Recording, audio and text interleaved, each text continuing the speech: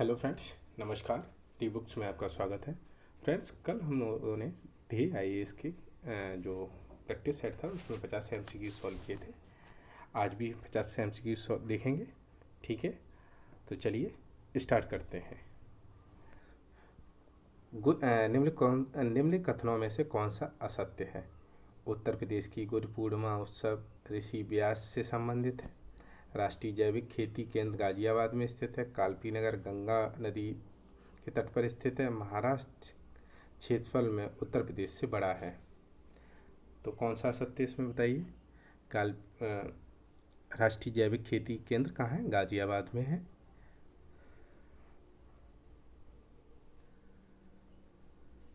तो इसका आंसर होगा फ्रेंड्स सी, क्योंकि कालपी नगर गंगा नदी पे नहीं है, ये यमुना नदी पे है। फ्रेंड्स, उत्तर प्रदेश में गंगा यमुना से कोई ना कोई क्वेश्चन जरूर पूछता है हर साल। अब देखिए, उर्दू को उत्तर प्रदेश की द्वितीय भाषा के रूप में सरकारी मान्यता प्राप्त हुई 1987 में, 1982 में, 1989 में और 1992 में। बताइए। इसका आंसर होगा बी। ठीक है फ्रेंड्स, आगे देखते हैं। निम्नलिखित कूट की सहायता से सही उत्तर दीजिए। सही उत्तर की जान पहचान करिए। मिलाइए। बरन बुलंदशहर, बांसखेड़ा शाहजहाँपुर, राजघाट एटा, अतरंजी खेड़ा वाराणसी।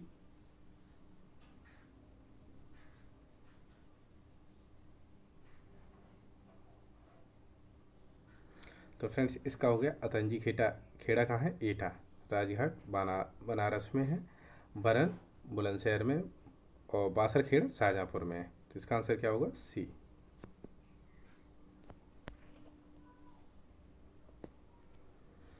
अब है राष्ट्रीय उद्यमिता लघु व्यवसाय विकास संस्थान स्थित है कहाँ पे? गौतम बुद्ध नगर में। राष्ट्रीय उद्यमिता एवं लघु व्यवसाय विकास संस्थान स्थित है गौतम बुद्ध नगर में।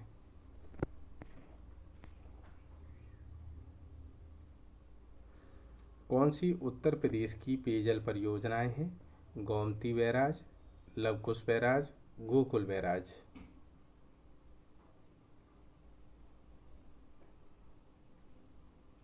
ठीक है, कौन सी हैं? तो ये तीनों ही बैराज क्या कहते हैं? पेयजल परियोजना है। ठीक है, गोकुल बैराज मथुरा में है, लवकुश बैराज कानपुर में, गोमती बैराज लखनऊ में है। ठीक है, गोकुल बैराज कहाँ है? मथुरा में, लवकुश बैराज कानपुर में और गोमती बैराज कहाँ पे है?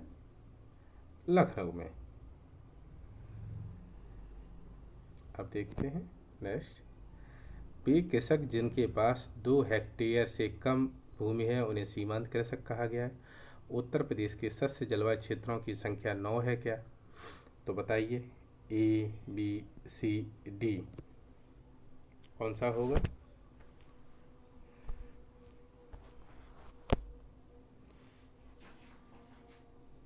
तो फ्रेंड्स, इसका होगा कि वे कृषक जिनके पास 1 हेक्टेयर से कम भूमि होती है, 2 हेक्टेयर नहीं है फ्रेंड्स, 1 हेक्टेयर है, वो सीमांत कृषक कहलाते हैं जिनके पास 1 हेक्टेयर है। तो इसका आंसर क्या होगा? केवल बी।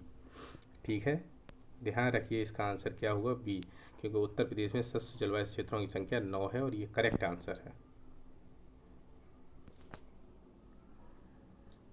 नेक्स्ट क्वेश्चन है, कौन सा सही सुमेलित नहीं है? ठीक है, ये ध्यान से पढ़िए, नहीं है। तो आमों का नगर मलियाबाद बिल्कुल सही है। ताला नगरी अलीगढ़ बिल्कुल सही है। पूर्व का सिराज जौनपुर होता है। पीतल नगरी बरेली नहीं मुरादाबाद होता है। ठीक है, तो आई थिंक यही आंसर है इसका। अब देखते हैं, जब कोई ऋण पुराने लंबे भुगतान अवधि एवं कम ब्याज जैसी आसान किस्तों पर प्राप्त किया जाता है उसे कहा जाता है soft loan, hot loan, hard loan या इनमें से कोई नहीं। बताइए आप लोग, 60 का क्या होगा?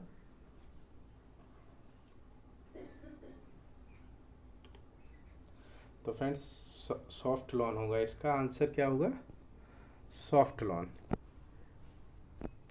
जब कोई ऋण लंबे भुगतान अवधि या कम ब्याज जैसी आसान किस्त शर्तों पर दिया जाता है तो उसे सॉफ्ट लोन कहते हैं। ठीक है।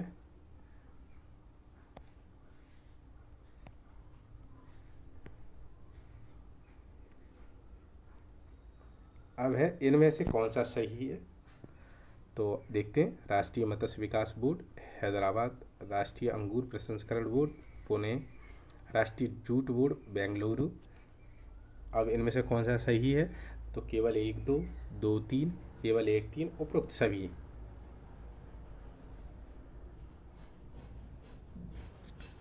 तो राष्ट्रीय मत्स्य विकास बोर्ड की स्थापना कब हुई, हैदराबाद में हुई। राष्ट्रीय अंगूर प्रसंस्करण पुणे में है। राष्ट्रीय जूट बोर्ड कोलकाता में है, मतलब कोलकाता में।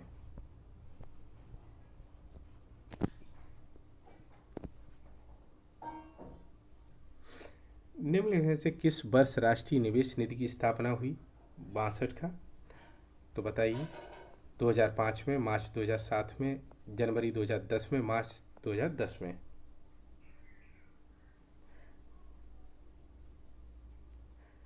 बताइए।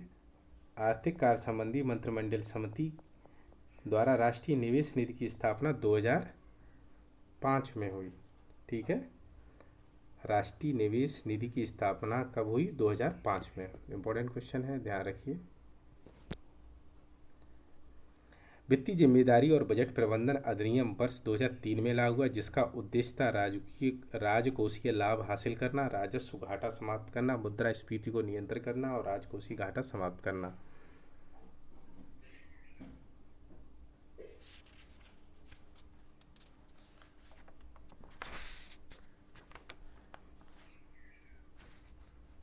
तो इसका आंसर क्या होगा, वित्तीय जिम्मेदारी एवं बजट प्रबंधन वर्ष 2003 में लागू हुआ। इसका उद्देश्य राजस्व घाटे को समाप्त करना। क्या है, राजस्व घाटे को समाप्त करना। अब देखिए, लघु अवधि के ऋण दिया जाता है अधिकतम 5 माह के लिए, 2 से 15 5 वर्ष के लिए, 1 से 3 वर्ष के लिए और 4 से 5 वर्ष के लिए। तो बताइए आप कौन सा होगा इसमें से। तो फ्रेंड्स, लघु अवधि का जो ऋण होते हैं वो 15 माह के लिए दिए जाते हैं। ठीक है। जो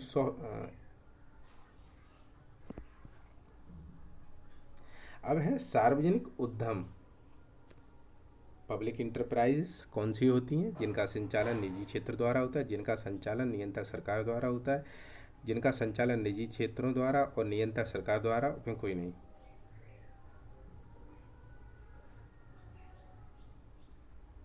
बताइए आप। सार्वजनिक उद्यम वे उद्यम है जिनका संचालन नियंत्रण सरकार द्वारा होता है, जिनका संचालन और नियंत्रण सरकार द्वारा होता है। ठीक है।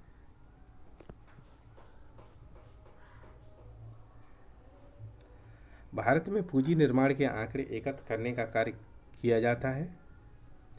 भारत में पूंजी निर्माण के आंकड़े एकत्र करने का कार्य किया जाता है भारतीय रिजर्व बैंक और केंद्रीय सांख्यिकी संगठन द्वारा, भारतीय रिजर्व बैंक व स्टेट बैंक ऑफ इंडिया, भारतीय रिजर्व बैंक और वित्त मंत्रालय द्वारा। बताइए, भारतीय रिजर्व बैंक और केंद्रीय सांख्यिकी संगठन द्वारा। ठीक है। भारत में पूंजी के आंकड़े आरबीआई और केंद्रीय सांख्यिकी संगठन द्वारा एकत्रित किए जाते हैं।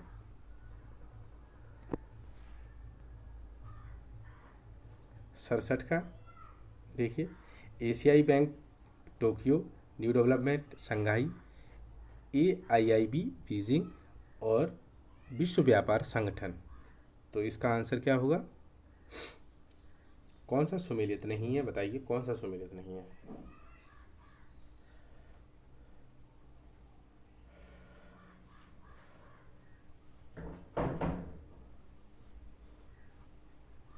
तो फ्रेंड्स, एशियाई विकास बैंक का मुख्यालय मनीला में, न कि टोक्यो में।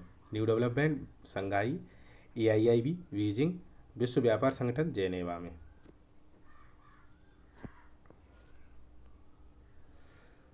अब है, निम्न पर विचार कीजिए। वन, खनिज, जल, सड़कें उपयुक्त में से कौन सा प्राकृतिक पूंजी के अंतर्गत सम्मिलित हैं। तो देखिए, वन, खनिज, जल, सड़कें। बताइए कौन सी प्राकृतिक पूंजी के अंतर्गत सम्मिलित हैं। तो वन, खनिज, वन जल खनिज, ये फ्रेंड पीसीएस में आया है और रिपीट किया है, उन्होंने दे दिया है, बहुत से क्वेश्चन इसमें पीसीएस के ही दे देते हैं। तो इसका आंसर क्या है, ये नहीं होता है, तो 1 2 3, ठीक है, सी होगा इसका। 69 का, जीवाश्म वन के जीवाश्म संख्या का पिरामिड उल्टा होता है। प्रकाश संश्लेषण की दर 30 से 35 डिग्री सेंटीग्रेड अधिकतम होती है। तो ये तो सही बात है, जब टेम्परेचर ज़्यादा है तो संश्लेषण दर भी ज़्यादा होगी। और वन के जीवाश्म का पिरामिड उल्टा होता है, सीधा पिरामिड ये हो गया और उल्टा पिरामिड कैसा हो गया, ये हो गया। जड़ पे तो कोई नहीं रहता है, सब ऊपर रहते हैं, मतलब पेड़ के यहाँ पे। तो जितना बड़ा पेड़ होगा उतना बड़ा, तो ये ऐसा पिरामिड फिर बन जाता है, ठीक है। तो इसका 2 होगा।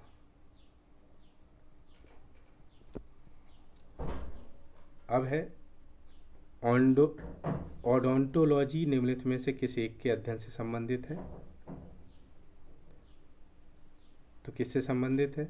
अति सूक्ष्म जीवों के अध्ययन से, अंग विज्ञान का अध्ययन, पेशियों का अध्ययन, दंत विज्ञान संबंधी अध्ययन। तो किससे है? दंत विज्ञान से संबंधित है, ठीक है। दंत बल्क निम्नलिखित में से किस एक कैल्शियम यौगिक के बने होते हैं? कैल्शियम कार्बोनेट के, कैल्शियम सल्फेट के, कैल्शियम कार्बोनेट, कैल्शियम सल्फेट, वो calcium carbonate, calcium sulphate, calcium hydroxide और कैल्शियम फॉस्फेट। इधर देख लीजिए, अगर इधर थोड़ा सा साफ नहीं हो तो आप इसमें से भी देख सकते हैं, ठीक है। तो बताइए किसके बने होते हैं? दंत बल्क, तो ये कैल्शियम फॉस्फेट के बने होते हैं, ठीक है। D answer. 72 देखिए, निम्नलिखित कथनों पर विचार कीजिए और दिए गए कूट की सहायता से सही उत्तर बताइए। द्रवित पेट्रोलियम गैस का प्रमुख घटक मीथेन होता है। मीथेन को सीधे प्रयोग में लाया जा सकता है। तो फ्रेंड्स बताइए क्या होगा आंसर, सोच के बताइए, थोड़ा सा सोच लीजिए आप, उसके बाद बताइए।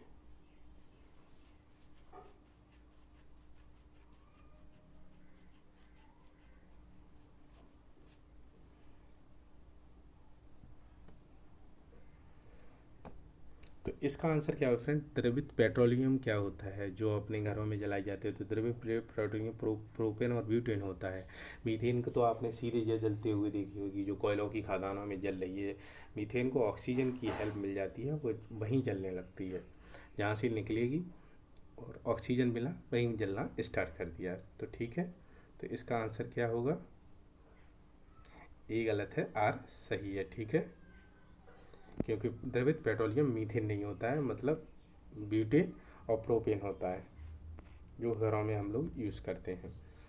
निम्नलिखित में कौन सा विटामिन प्रतिस्कंदक विषों के प्रतिविष मतलब एंटीडोड के रूप में प्रयोग किया जाता है? बताइए। Vitamin A, vitamin C, vitamin E, vitamin K. तो इसका आंसर क्या होगा बताइए, सोचिए, सोच लो। आई थिंक सोच लिया होगा, ठीक है। तो इसका आंसर है विटामिन के।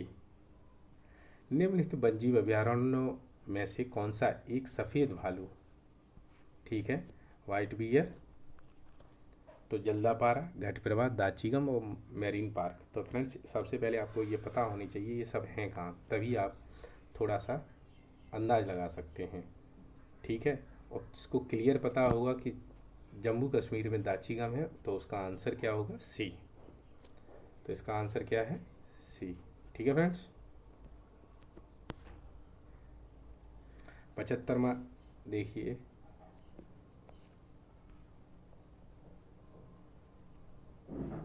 जैव विविधता को अल्फा, बीटा, गामा निम्न श्रेणियों में विभाजित किया गया है। किसने किया है? तो व्हिटकर द्वारा, ठीक है। ये मैंने आंसर डायरेक्ट बता दिया है। फिर है 76, निम्नलिखित पत्तनों में कौन सा एक सुएज नहर का सबसे दक्षिणी पत्तन है? तो सुएज नहर का सबसे दक्षिणी पत्तन कौन सा है बताइए? पोर्ट सुएज, पोर्ट फौज, पोर्ट तौफिक और पोर्ट सईद।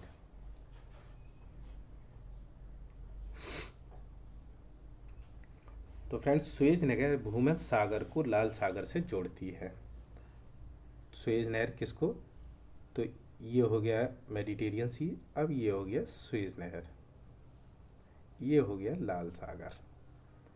ठीक है, अब ये जोड़ती है।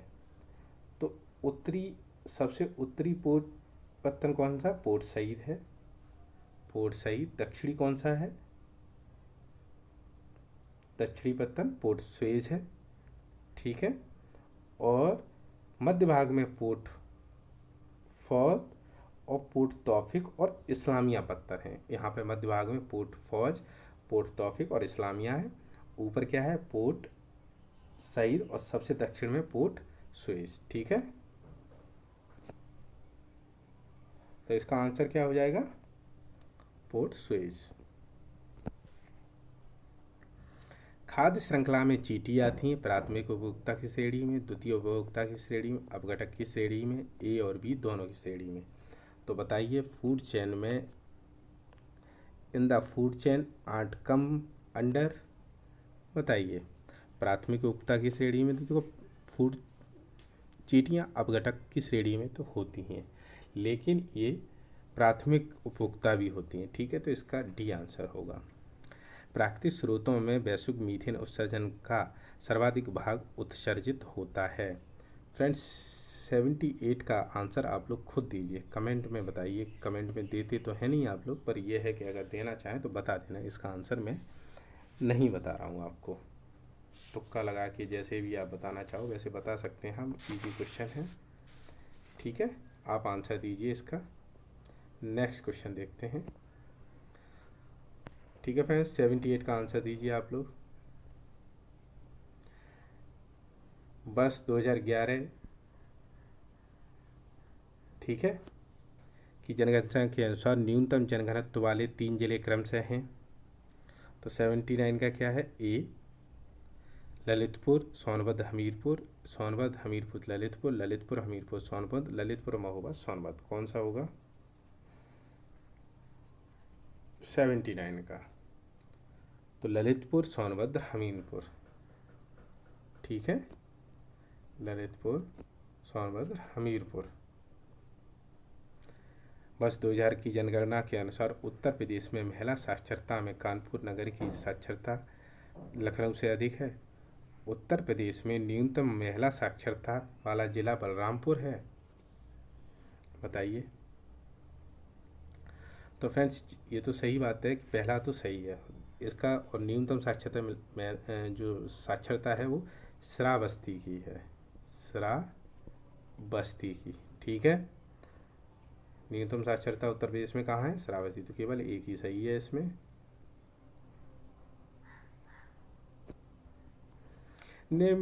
भारत में स्थित निम्नलिखित झीलों में से कौन सी एक केरल में स्थित नहीं है?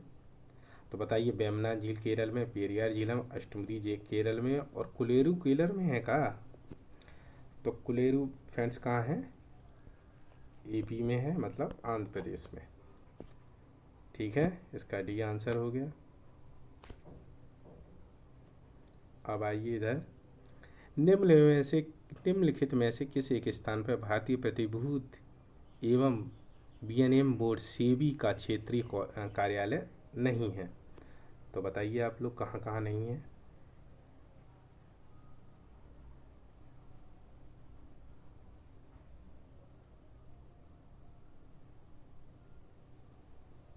सोच लिया होगा आपने, सोच लिया? तो फ्रेंड्स, दिल्ली में है, ठीक है, अहमदाबाद में है, कोलकाता में है। अब पुणे में क्यों होगा फिर? सेंस लगाइए आप। ये उत्तरी हो गया, ठीक है, ये पूर्वी हो गया, ये पश्चिमी हो गया, तो दक्षिण में होगा ना। चेन्नई वगैरह में इधर होगा, पुणे में क्यों देगा? तो ये पुणे में नहीं है, ठीक है, चेन्नई में इसका। अब देखिए, निम्न में कौन से बाल्टिक राज्यों के अंतर्गत सम्मिलित नहीं हैं। बहुत अच्छा क्वेश्चन है। फ्रेंड्स बताइए कि कौन सा बाल्टिक राज्यों के अंतर्गत सम्मिलित नहीं है। बताइए। लाटविया, लिथुएनिया और एस्टोनिया। तो बताइए, मैं तब तक बाल्टिक सागर बना देता हूँ आपके लिए, एक अच्छा सा बाल्टिक सागर बना देता हूँ। ये स्वीडन हो गया और ये नॉर्वे हो गया, ठीक है। नॉर्वे और ये स्वीडन, बाल्टिक सागर बना दिया है। अब फ्रेंड्स एक चीज़ और देख लीजिए, सबसे पहले एस्टोनिया ऊपर है, ठीक है। देखो नार्वे फिर से बना देता हूँ, सॉरी एक मिनट, सही सा बना देता हूँ। ये बाल्टिक सागर हो गया, ये हो गया नॉर्वे, ये स्वीडन हो गया, ये हो गया फिनलैंड, ठीक है। नॉर्वे, स्वीडन, फिनलैंड, फिर हो गया एस्टोनिया, लाटविया और लिथुआनिया, और इसके बगल में है पोलैंड, ठीक है फ्रेंड्स। तो इसमें आंसर क्या हो गया, स्लोवाकिया नहीं है। आई होप आपको सही समझ में आ गया होगा। अब देखते हैं नेक्स्ट क्वेश्चन 84 का। ऑस्ट्रेलिया महाद्वीप से होकर केवल मकर रेखा गुजरती है। तो बताइए फ्रेंड्स, बताइए इसका क्या है कि ऑस्ट्रेलिया महाद्वीप से होकर केवल मकर रेखा गुजरती है। बिल्कुल सही है। ब्राज़ील से विषुवत एवं मकर रेखा दोनों गुजरती हैं। तो बता सकते हैं आप, ब्राज़ील से विषुवत और मकर रेखा दोनों गुजरती हैं क्या। तो आई होप सही है, ब्राज़ील से गुजरती हैं, थोड़ा बहुत छूछा के। फिर मध्य अमेरिकी देशों में ग्वाटेमाला से कर्क रेखा गुजरती है। बताइए आप लोग, कहाँ से गुजरती है। ग्वाटेमाला से कर्क रेखा गुजरती है क्या। तो इसका आंसर बताइए आप लोग, जल्दी से सोच लीजिए, बताइए, फिर बना लीजिए जो मैं वेब बनाना हूँ।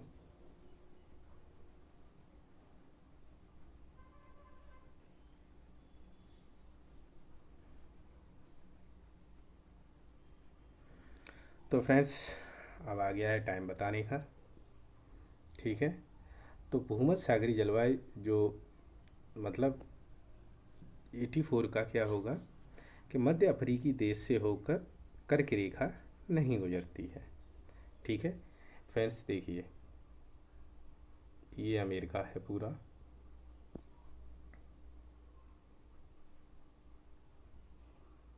ठीक है,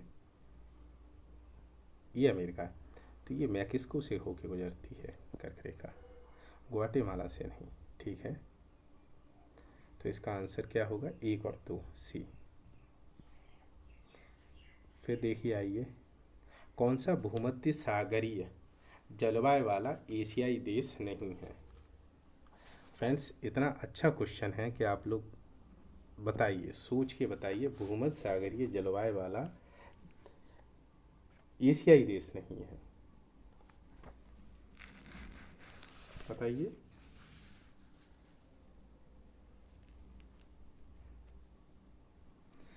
तो फ्रेंड्स बताइए, देखिए ये हो गया क्या, भूमध्य सागर, ठीक है, इज़राइल, जॉर्डन और यहीं साइप्रस, ठीक है। अजरबैजान की सीमा पता है फ्रेंड्स किससे मिलती है, ब्लैक सागर से मिलती है, सॉरी ब्लैक नहीं, कैस्पियन सागर से मिलती है, ठीक है। अजरबैजान की सीमा कैस्पियन सागर से मिलती है, तो ये भूमध्य सागरीय नहीं है। आई होप आपके सही समझ में आ गया होगा। निम्नलिखित से कौन सा एक एल नीनो का परिणाम नहीं हो सकता। बताइए क्या नहीं हो सकता। 86 का बताइए। तो फ्रेंड्स इसका होगा सी, पेरू के तट पर अनियमित शीतलता। अल नीनो भूमध्य रेखी उष्ण समुद्री धारा का विस्तार है जो स्थायी रूप से ठंडी पेरू पर प्रतिस्थापित हो जाती है। ठीक है, फिर 87 देखिए, निम्न में से कौन सा एक पैमन द्वारा मुख्य भूमि से पृथक होता है? एलिफेंटा द्वीप, सालसेट, रामेश्वरम और पिरम द्वीप। तो बताइए कौन सा सही बनाता हूँ मैप तो इंडिया का।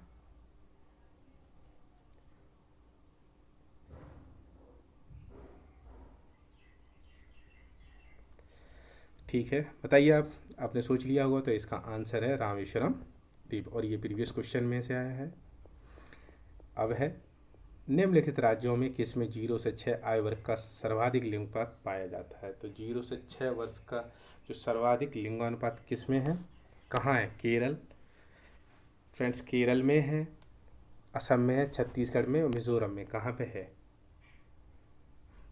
तो इसका आंसर है मिजोरम में। ठीक है, अब देखते हैं 89, 2001 और 11 की अवधि में जनघनत्व में कितने वर्ग किलोमीटर वृद्धि दर्ज की गई है?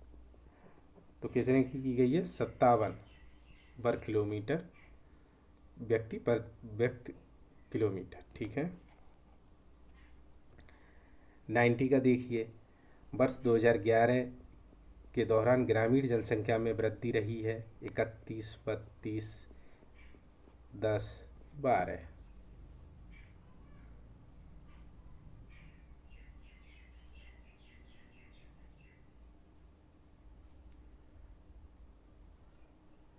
तो इसका क्या होगा फ्रेंड्स? 12%। ठीक है, अब ये है हिस्ट्री का क्वेश्चन। निम्न पर विचार करें। सेंट्रल लेजिस्लेटिव असेंबली बम कांड, Hindustan socialist Republic association, Sanders की हत्या, चटगांव आमरी। कूट मिलाना है इसको, वो कूट नहीं करना है, मतलब काला जो अकॉर्डिंग टू जो घटनाएं घटी हैं उसके अकॉर्डिंग इसको करना है सही। तो आइए मिलाते हैं, बता देता हूँ ऐसे ही। हिंदुस्तान वो सेंट्रल लेजिस्लेटिव असेंबली बम कांड हुआ 1929 को। ठीक है, हिंदुस्तान सोशलिस्ट रिपब्लिक एसोसिएशन की स्थापना कब हुई?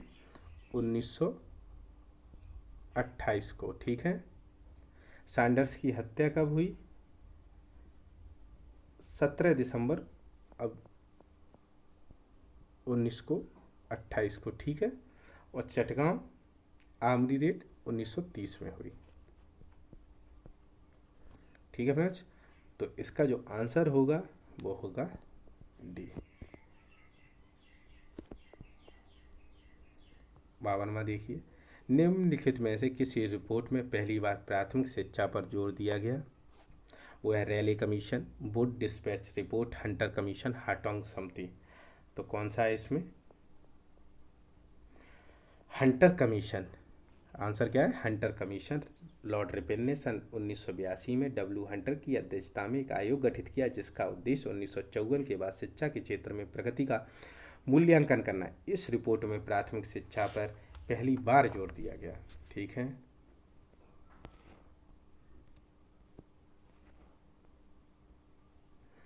अब देखिए 93 जलियांवाला हत्याकांड की जांच के लिए मदन मोहन मालवीय की अध्यक्षता में बनाई गई समिति में कौन सदस्य नहीं था?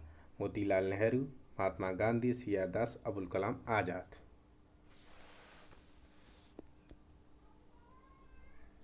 तो फ्रेंड्स बता दूं, इसमें इसका आंसर है डी। अबुल कलाम आज़ाद नहीं थे, मोतीलाल नेहरू थे, गांधी जी थे और सी आर दास थे, तैयब जी थे और जयकर थे।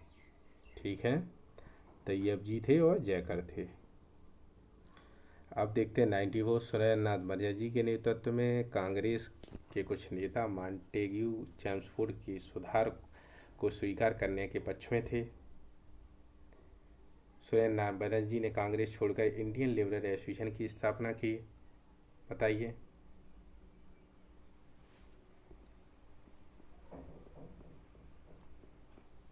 तो इसका आंसर क्या है?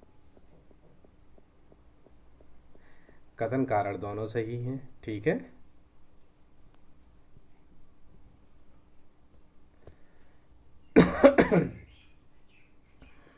फ्रेंड्स मिलाइए बेलूथम्पी विद्रोह, कोल विद्रोह, अहोम विद्रोह, तेभागा विद्रोह। तो सबसे पहले अहोम कहाँ हुआ है, ऐसे मिलाते हैं जो पता है। अहोम असम में हुआ है, तेभागा बंगाल में हुआ है, कोल झारखंड में, बेलूथम्पू केरल में। मिल गया। नेक्स्ट देखते हैं 96 का कौन सा क्या होगा। समुद्रगुप्त को मिली उपाधियों के संबंध में कौन सा सत्य है। तो धर्म प्रचार बंधु था, कविराज था, भारत का नेपोलियन कहलाया। आंसर हो गया सी, तीनों सही है इसका। अब देखते हैं गर्भवती महिलाओं को विशेषकर पहली तिमाही में उनके आहार में हरे पत्ते वाली सब्जियां पर्याप्त मात्रा में लेने की सलाह दी जाती है। हरे पत्ते की सब्जियां फॉलिक अम्लों के प्रचुर स्रोत होते हैं जो डीएनए संश्लेषण में आवश्यक होते हैं। कौन सा क्या है इसका। तो फ्रेंड्स इसका है कथन कारण दोनों सही है। ठीक है।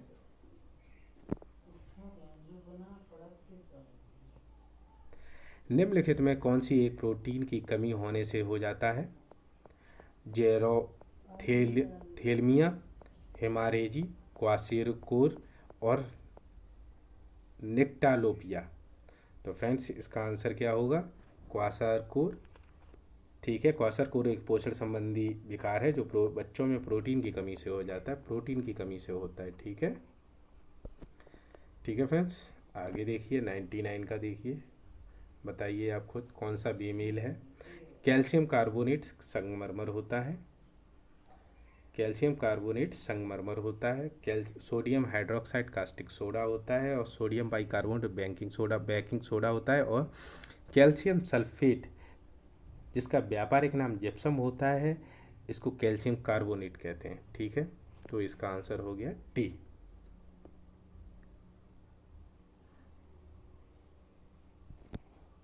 नेक्स्ट क्वेश्चन देखते हैं फ्रेंड्स, ये ऐसे है, ऐसे ही कर लेंगे इसको। निम्नलिखित में से किस एक को भ्रम उत्पन्न करने वाली दवा के रूप में जाना जाता है। ल्यूसाइड, LSD, पेरिल्हाइड और यूट्रोपिन। तो बताइए क्या होता है, भ्रम उत्पन्न करने वाली दवा कौन सी होती है। LSD। ठीक है, LSD लाइसर्जिक अम्ल डाइथाइलेमाइड इसका नाम होता है। ठीक है फ्रेंड्स, तो ये हो गए आपके 50 क्वेश्चंस। ठीक है, तो वीडियो कैसी लगी आपको, अगर आपके लिए हेल्पफुल है तो प्लीज़ लाइक करें, शेयर करें और चैनल को सब्सक्राइब करें। और एक क्वेश्चन जो पूछा है तो कमेंट में उसका आंसर ज़रूर दें। Thank you so much.